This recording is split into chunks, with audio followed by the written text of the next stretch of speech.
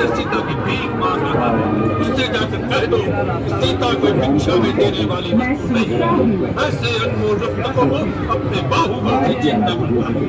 माता सीता को उन्होंने अपने बाहुबल से ही जीता था। महाराज शायद आप भूल गए कि वो शिव धनुष जिसे श्री राम प्रभु ने तिनके की भांति उठाकर तोड़ दिया था, उसी धनुष पर अपने बाहुबल की परीक्षा करने अभी आप भी गए। उन्होंने क्या रखा है तुमने कहा था तुम्हारे पिता हमारे मित्र थे, परंतु अपने कुल का परिचय नहीं किया। महाराज देव राजेंद्र के पुत्र महाराज बालिका में पुत्र हूँ। मेरा नाम अंगद।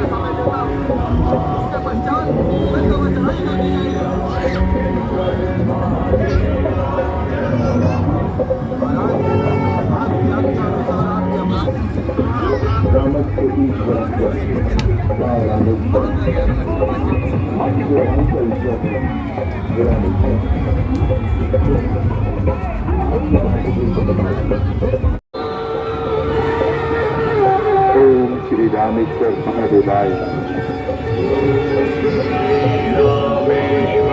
महादेवाय नमः। ओम श्री रामेश्वर महादेवाय नमः। ओम श्री रामेश्वर महादेवाय नमः। ओम श्री रामेश्वर।